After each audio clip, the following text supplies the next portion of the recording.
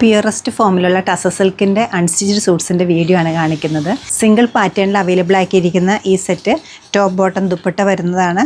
ഒരു natural cream കളറാണ് available ആക്കിയിരിക്കുന്നത്.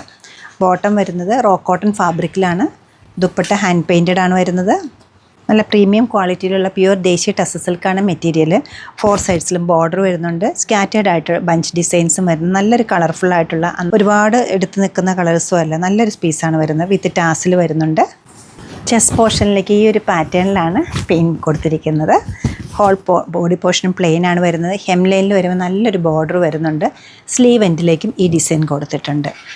Rate വരുന്നത് 5789 ആണ്.